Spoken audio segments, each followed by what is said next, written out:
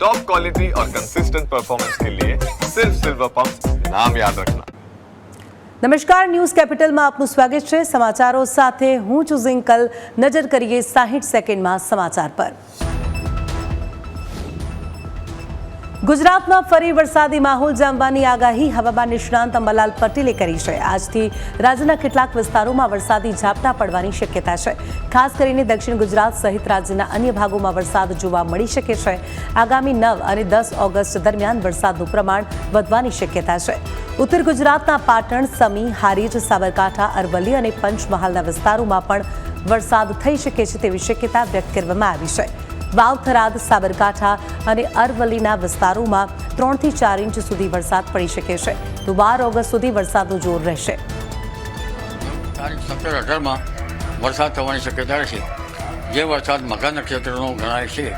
મકર નક્ષત્રમાં સૂર્યનો પ્રવેશ થવાથી આ વરસાદનું પાણી સારું ગણાય છે। તારીખ 23 ઓગસ્ટે પણ 23 ઓગસ્ટ પછી પણ વરસાદ થવાની શક્યતા રહેશે। આ વરસાદ જ્યાં વાદળું ચડે કે પર્વતાકારનો મેઘ ત્યાં વરસાદ પડવાની।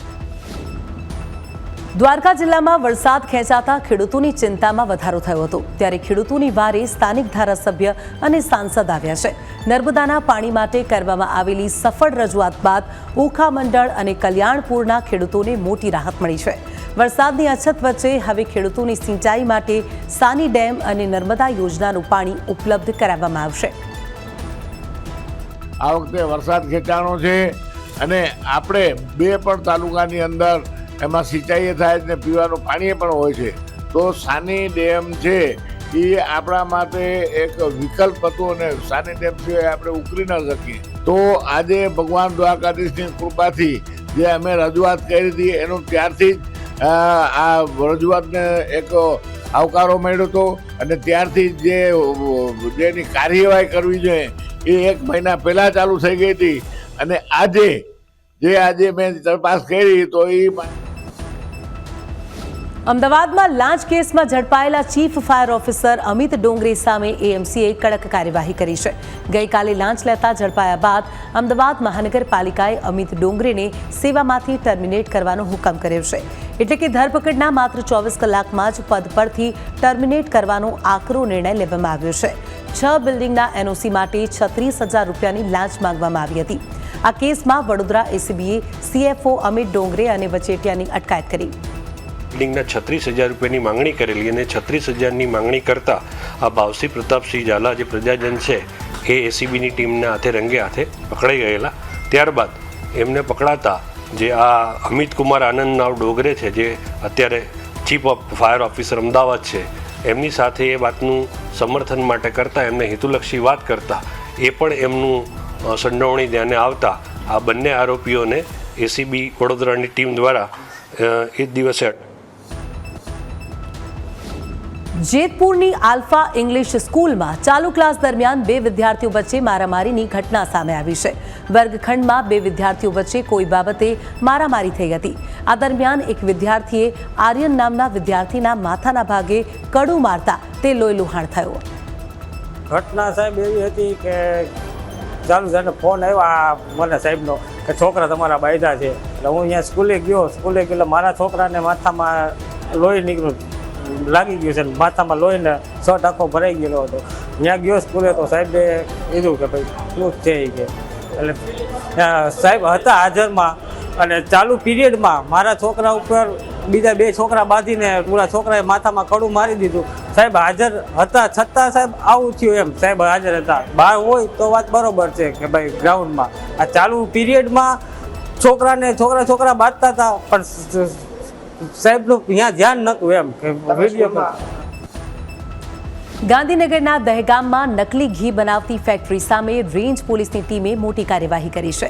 દહેગામના ગલુદંડ ગામે આવેલ તક્ષશીલ ડેરી પ્રોડક્ટ નામની ફેક્ટરીમાં દરોડો પાડવામાં આવ્યો હતો। આ દરોડા દરમિયાન તૈયાર તેમજ અડધા બનેલા શંકાસ્પદ ઘીનો મોટો જથ્થો મળી આવતા પોલીસ ટીમે તેને જપ્ત કર્યો છે।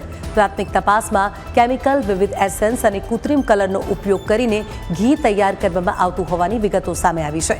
આ શંકાસ્પદ ઘીને અંજની અને અનુજ જેવી જાણીતી બ્રાન્ડના નામે પેક કરીને બજારમાં વેચવામાં આવતું હોવાની માહિતી પણ સામે આવી છે।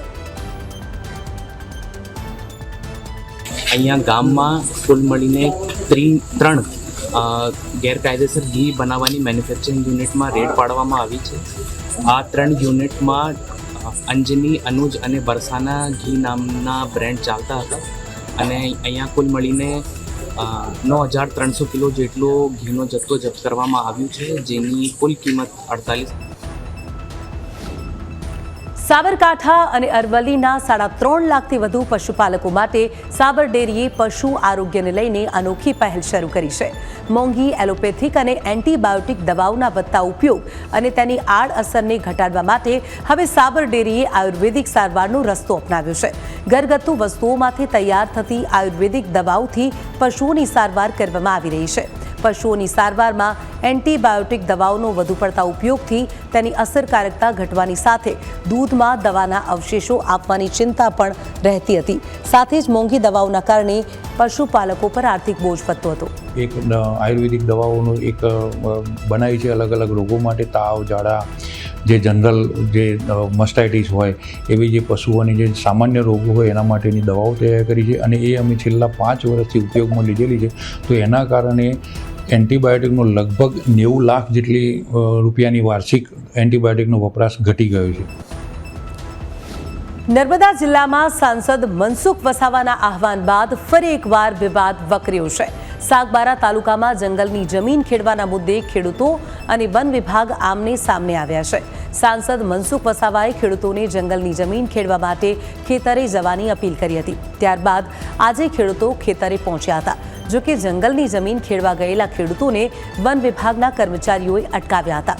આ દરમિયાન સાંસદે ખેડૂતોને અટકાવવામાં આવે તો અહિંસક આંદોલન કરવાની અપીલ કરી હતી. સાંસદના આહવાન બાદ ખેતરમાં પહોંચેલા ખેડૂતોને વન વિભાગે રોકતા આ મામલો વધુ ગરમાયો છે. સાગબારા તાલુકામાં સ્થાનિકો અને વન વિભાગના કર્મચારીઓ વચ્ચે ફરી એકવાર ઘર્ષણની સ્થિતિ સર્જાઈ છે. જંગલની જમીન પર હક અને ખેતીના મુદ્દે અગાઉ પણ વિવાદ થઈ ચૂક્યો છે. ત્યારે સાંસદના આહવાન બાદ ફરી સ્થિતિ તંગ બનતા તંત્ર પણ આ મામલે સતર્ક બન્યું છે.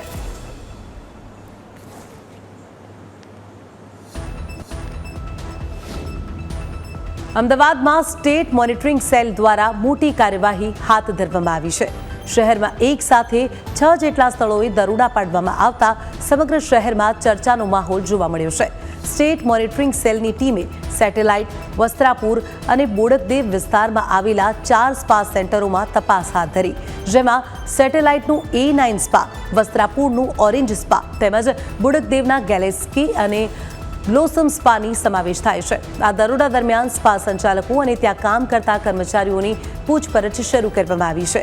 ટીમ દ્વારા સ્પા સેન્ટરોમાં વિવિધ મુદ્દે તપાસ હાથ ધરવામાં આવી રહી છે. સ્ટેટ મોનિટરિંગ સેલની આ કાર્યવાહી બાદ શહેરના અન્ય સ્પા સંચાલકોમાં પણ ફફડાટ જોવા મળી રહ્યો છે. હાલ આ સમગ્ર મામલે તપાસ યથાવત છે અને કાર્યવાહી પૂર્ણ થયા બાદ વધુ વિગતો સામે આવશે તેમ કહેવામાં આવી રહ્યું છે. તો અમદાવાદમાં એસએમસી દ્વારા દરોડા પાડવામાં આવ્યા અને 6 સ્થળે એક સાથે કાર્યવાહી. અમદાવાદમાં વિવાદિત મનપસંદ જીમખાના સામે તંત્રે કડક કાર્યવાહી કરી છે. દરિયાપુર વિસ્તારમાં આવેલું મનપસંદ જીમખાનું આખરે સીલ કરી દેવામાં આવ્યું છે. એએમસી અને શહેર પોલીસ દ્વારા સંયુક્ત મેગા ઓપરેશન હાથ ધરી આ કાર્યવાહી હાથ ધરવામાં આવી છે. અગાઉ 2 ઓગસ્ટે એસએમસીના દરોડા બાદ હવે તંત્ર દ્વારા આકરા પગલાં લેવામાં આવ્યા છે. તપાસ દરમિયાન મંજૂર રજા ચિઠ્ઠીના પ્લાનનો સાવ ખુલ્લેઆમ ભંગ કરવામાં આવ્યો હોવાની વિગતો સામે આવી છે. મંજૂરી મુજબ માત્ર ગ્રાઉન્ડ ફ્લોર પર જ કોમર્શિયલ ઉપયોગની પરવાનગી હતી, જ્યારે પહેલા અને બીજા માળે માત્ર રહેણાંક ઉપયોગની મંજૂરી આપવામાં આવી હતી. પરંતુ બંને માળે બિનઅધિકૃત રીતે કોમર્શિયલ ઉપયોગ કરવામાં આવતો હોવાનો આક્ષેપ કરવામાં આવી રહ્યો છે. જેના પગલે એએમસી અને પોલીસની સંયુક્ત ટીમે કાર્યવાહી કરી મનપસંદ જીમખાનાને સીલ કરી દીધું છે.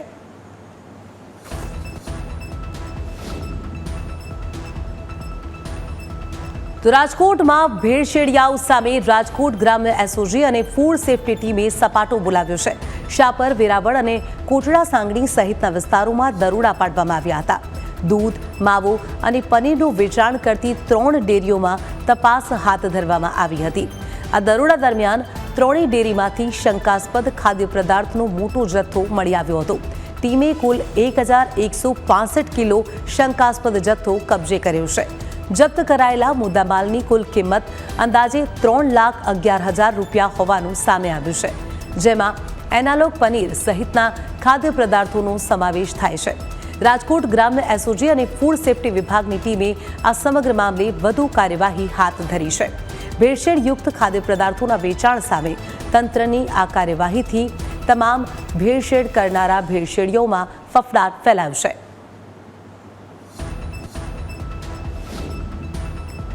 સુરેન્દ્રનગરમાં ગેરકાયદે જુગારના નેટવર્ક સામે પોલીસે મોટી કાર્યવાહી કરી છે. બી ડિવિઝન પોલીસ સ્ટેશન વિસ્તારમાં એએસપી અને એલસીબીની ટીમે દરોડો પાડી મેટા ટ્રેડર 5 એપ્લિકેશન મારફતે ચાલતા કથિત ડબ્બા ટ્રેડિંગ અને ઓનલાઈન જુગારનો પર્દાફાશ કર્યો છે. પોલીસે સ્થળ પરથી 86,600 રૂપિયાની રોકડ, 2 મોબાઈલ, 1 લેપટોપ, હિસાબના ચોપડા અને ચબરકીઓ જપ્ત કરી છે. આ કાર્યવાહીમાં હર્ષદ ઉર્ફે રિંકુ શાહ સહિત 5 આરોપીઓની ધરપકડ કરવામાં આવી છે, જ્યારે હિસાબના ચોપડાની તપાસ કરતા વધુ 44 લોકોના નામ સામે આવ્યા છે. તો જે ગુનો દાખલ થયો છે આમાં જે રોકડ રકમ છે એ લગભગ 86,600 રૂપિયા છે. આના અલાવા 2 મોબાઈલ છે અને 1 લેપટોપ છે અને અલગ અલગ જે હિસાબની જે પર્ચીઓ છે અને ચોપડાઓ જે છે એ અમે પોલીસ દ્વારા કબજામાં લેવામાં આવેલી છે અને ટોટલ જે 5 આરોપી છે એ પોલીસ દ્વારા પકડવામાં આવેલ છે. સુરતના પૂના ગામ વિસ્તારમાં સાવકા પિતાએ જ 14 વર્ષની સગીરા સાથે દુષ્કર્મ આચર્યું હોવાની ચોંકાવનારી ઘટના સામે આવી છે. આરોપી છેલ્લા 8 મહિનાથી બાળકી સાથે વારંવાર દુષ્કર્મ આચરતો હોવાનો ખુલાસો થયો છે. બાળકીને પેટમાં દુખાવો થતાં પરિવારને સમગ્ર ઘટનાની જાણ થઈ હતી. ત્યારબાદ બાળકીની માતાએ પૂના પોલીસ મથકમાં ફરિયાદ નોંધાવી હતી. આ ફરિયાદના આધારે પોલીસે વધુ કાર્યવાહી હાથ ધરી છે. આરોપી વિશાલ રાદડિયાની ધરપકડ કરાઈ છે. કે 4 માસથી પોતાને મેન્સ્ટ્રુઅલ પીરિયડ થતો નથી અને જેના આધારે ડોક્ટરના ત્યાં ચકાસણી કરતા મજકૂર દીકરીને 30 વીકનો ગર્ભ હતો અને જેના લીધે ફરિયાદી બેને તેમના પતિ વિરુદ્ધમાં પૂણા પોલીસ સ્ટેશનમાં ફરિયાદ નોંધાવેલ છે અને જે બાબતે પૂણા પોલીસે વૈજ્ઞાનિક ઢબે તપાસ હાથ ધરેલ છે. અંબાજીના દાંતા તાલુકાના અડેરણ તરસંગ ગામે વર્ષોથી ચાલી રહેલા રસ્તાના વિવાદનો આખરે અંત આવ્યો છે. લાંબા સમયથી રસ્તા પર થયેલા દબાણના કારણે અવરજવરમાં મુશ્કેલી પડી રહી છે. આ સમગ્ર મામલે વહીવટીતંત્ર દ્વારા દખલ કરવામાં આવી હતી. તાલુકા વિકાસ અધિકારી, ગામના સરપંચ અને પોલીસની હાજરીમાં રસ્તા પરથી તમામ દબાણો દૂર કરવાની કાર્યવાહી હાથ ધરવામાં આવી હતી. દબાણ હટાવ્યા બાદ મુખ્ય માર્ગને ફરી વાહન વ્યવહાર માટે ખુલ્લો મૂકવામાં આવ્યો. આજરોજ અડેરણ તરસંગ મુકામે ખેડૂતોશ્રીઓનો અને ગામ લોકોનો પ્રશ્નો હતો છેલ્લા 2-3 માસથી, પરંતુ અંદરના ઘર્ષણના લીધે આજુબાજુના લોકોએ વાડ કરી દીધી અંદર, જેના લીધે આજરોજ તાલુકા પંચાયતની ટીમ અને પોલીસ તંત્ર સંગાથે લઈ અને સ્થળ ઉપર નિકાલ કરી. ગીર સોમનાથમાં હની ટ્રેપ અને ખોટી પોલીસ ઓળખ આપી ખંડણી વસૂલવાના કેસમાં પોલીસે મોટી કાર્યવાહી કરી છે. ફરિયાદી આધેડને વોટ્સઅપ મારફતે સંપર્કમાં લઈ મળવા બોલાવ્યા બાદ આરોપીઓએ પોતાને પોલીસ તરીકે ઓળખાવી ડ્રગ્સ કેસમાં ફસાવાની ધમકી આપી હતી. આરોપીઓએ 10 લાખ રૂપિયાની ખંડણી માંગી અને ફરિયાદી પાસેથી પરિવાર અને મિત્રોની મદદથી કુલ 2,05,000 રૂપિયા પડાવી લીધા હતા. આ કેસમાં અગાઉ 2 આરોપીઓની ધરપકડ બાદ એસઓજી પોલીસે સુરતમાંથી મુખ્ય આરોપી મહિલા કાજલ ઉર્ફે ભૂરી સહિત દિવ્યેશ વાઢેર અને દિલીપ ઝાલાની ધરપકડ કરી છે. આ સાથે કુલ 5 આરોપીઓ પણ આ મામલે ઝડપાયા છે, જ્યારે હજુ 3 આરોપીઓ ફરાર છે. ગીર સોમનાથ જિલ્લા પોલીસના એસઓજીના સ્ટાફને બાતમી આધારે સુરતથી 3 આરોપીઓ જે છે દિવ્યેશ વાઢેર, દિલીપ ઝાલા, કાજલ ઉર્ફે ભૂરી, આ 3 આરોપીઓને ગીરગઢડા પોલીસ સ્ટેશન ખાતે સોંપતા તેઓની આજરોજ અટક કરવામાં આવેલ છે અને રિમાન્ડની માંગણી કરવામાં આવેલ છે. રાજકોટની બાલાજી હોસ્પિટલમાં ગર્ભાશયના ઓપરેશન બાદ ડિમ્પલ પોબારુનું મોત થયું હોવાના આક્ષેપ સાથે આ મામલો ગરમાયો છે. પરિવારજનો દ્વારા ડોક્ટરની બેદરકારીના આક્ષેપ કરવામાં આવી રહ્યા છે. રઘુવંશી સમાજમાં આ મામલે ભારે રોષ જોવા મળી રહ્યો છે. મહત્વનું છે કે આ ઘટનાને 10 દિવસ વીતી ગયા, તેમ છતાં કોઈ કાર્યવાહી ન થતાં પરિવારજનો પોલીસ કમિશનર કચેરીએ પહોંચ્યા હતા. પરિવાર અને સમાજના આગેવાનો દ્વારા ડોક્ટર કવિતા સામે ગુનો નોંધવાની તેમજ તેમનું મેડિકલ લાયસન્સ સસ્પેન્ડ કરવાની માંગ કરવામાં આવી રહી છે. તો બીજી તરફ ડિમ્પલ પોબારુને ન્યાય અપાવવા માટે રઘુવંશી સમાજ દ્વારા જસ્ટિસ ફોર ડિમ્પલ પોબારુ નામે અભિયાન પણ શરૂ કરવામાં આવ્યું છે. તો દર્દીના મોત મામલે પરિવારજનોમાં ભારે રોષ જોવા મળી રહ્યો છે અને પરિવારજનોનો બાલાજી હોસ્પિટલ સામે આક્ષેપ છે. રઘુવંશી સમાજ ન્યાયની માંગ સાથે મેદાને. ભરૂચના આમોદ તાલુકા કોંગ્રેસ પ્રમુખ નરેન્દ્ર પટેલ ઉર્ફે કાજી સહિત 2 વ્યક્તિની પોલીસે ધરપકડ કરી છે. તાલુકા વિકાસ અધિકારી NM લાડુમોરની ફરિયાદના આધારે આમોદ પોલીસે કાર્યવાહી હાથ ધરી છે. સરકારી ફરજમાં અવરોધ ઊભો કરવા અને ધમકી આપવાના આક્ષેપ સાથે ફરિયાદ નોંધાઈ હતી. તાલુકા પંચાયત કચેરી ખાતે ઉગ્ર બોલાચાલી અને હોબાળો કર્યો હોવાનો પણ આરોપ છે. આ ફરિયાદ બાદ આમોદ પોલીસે નરેન્દ્ર પટેલ ઉર્ફે કાજી સહિત 2 આરોપીઓની ધરપકડ કરી છે. બીજી તરફ કોંગ્રેસના તાલુકા પ્રમુખની ધરપકડના સમાચારથી આમોદમાં રાજકીય ગરમાવો જોવા મળી રહ્યો છે. કોંગ્રેસના આગેવાનો અને કાર્યકરો આમોદ પોલીસ મથકે પહોંચ્યા હતા. સરકારી કામમાં રૂકાવટનો આરોપ લગાવવામાં આવી રહ્યો છે. તો રાજકીય વર્તુળોમાં આ મામલે ભારે ગરમાવો જોવા મળી રહ્યો છે. તાલુકા કોંગ્રેસ પ્રમુખની ધરપકડ કરી લેવામાં આવી છે અને આ મામલે વધુ તપાસ હાથ ધરાઈ. ભરૂચના આમોદ તાલુકા કોંગ્રેસ પ્રમુખ નરેન્દ્ર પટેલ ઉર્ફે કાજી સહિત 2 વ્યક્તિની પોલીસે ધરપકડ કરી છે. દિલ્હીમાં ઉત્તર ગુજરાતના કોંગ્રેસના નેતાઓએ ફરિયાદોનો પટારો ખોલ્યો છે. MP ગેનીબેન ઠાકોર, MLA કિરીટ પટેલ, બળદેવજી ઠાકોર અને ગુલાબસિંહ રાજપૂત સહિતના નેતાઓએ દિલ્હી દરબારમાં રજૂઆત કરી છે. 5 ઓગસ્ટે સંગઠન મહામંત્રી KC વેણુગોપાલ અને 6 ઓગસ્ટે રાષ્ટ્રીય અધ્યક્ષ મલ્લિકાર્જુન ખડગેને નેતાઓએ પોતાની રજૂઆત કરી હતી. પ્રદેશ કોંગ્રેસ સમિતિ દ્વારા તમને સત્તા આપવામાં આવી હોય તો તમે પ્રમાણિકતા રાખ્યા વગર તમે પોતપોતાના માણસો અથવા તો અંગત સ્વાર્થ માટે ભાજપને જીતાડવા માટે તમે જ્યારે એવા ઉમેદવારો પસંદ કર્યા જેના પરિણામ મળ્યું નથી, ત્યારે આ દોષનું ઠીકરું તમે ગુજરાત પ્રદેશ કોંગ્રેસ સમિતિના આદરણીય પ્રમુખ. જૂનાગઢના ઐતિહાસિક સક્કરબાગ ઝૂમાં ખુશીના સમાચાર સામે આવ્યા છે. ઝૂમાં જન્મેલા 4 સિંહબાળનો પડકારજનક ઉછેર હવે સફળ થયો છે. માતા સિંહણ બચ્ચાની સંભાળ રાખી શકતી ન હોવાથી ઝૂના વેટનરી ડોક્ટરો અને સ્ટાફે માતાની જેમ 4 સિંહબાળની સંભાળ રાખી છે. 7 મહિનાની સતત દેખરેખ બાદ હવે 4 સિંહબાળને પ્રવાસીઓ માટે ડિસ્પ્લેમાં મૂકવામાં આવ્યા છે. જૂનાગઢના સક્કરબાગ ઝૂમાં જન્મેલા આ 4 સિંહબાળ હવે પ્રવાસીઓ માટે આકર્ષણનું કેન્દ્ર બન્યા છે. ક્યારેક આપણને રિસ્ક લાગે કે બચ્ચા જીવી નહીં શકે તો પછી આપણે માતાથી એને વિખૂટા પાડી અને આપણે હેન્ડ રેઝ કરતા હોઈએ છીએ. આ બચ્ચાને લઈને આપણે હાથથી એને ઉછેરતા હોઈએ છીએ અને માતાનું દૂધ નથી મળતું હોતું એટલે આપણે મિલ્ક રિપ્લેસર ફોર્મ્યુલા જે છે એને પણ રિકન્સ્ટિટ્યૂટ કરી અને આપણે એને એ દૂધ જેવું જ કામ આપે છે અને એવી રીતે આપણે એને દર 2-3 કલાકે.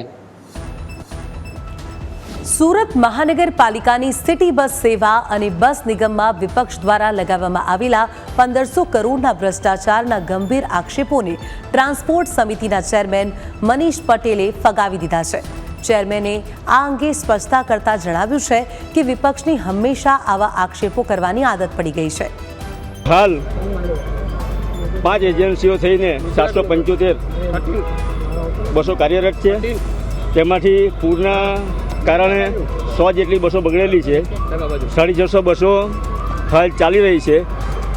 જે એમણે જે આક્ષેપો કર્યા છે એ ડેપોની તપાસ કરતાં ત્યાં ખ્યાલ આવ્યો કે 2025માં જે હંસા ટ્રાવેલ્સના કોન્ટ્રાક્ટો રદ થઈ ગયેલા હતા તે 100 બસો અલગ અલગ ડેપોમાં પડેલી છે.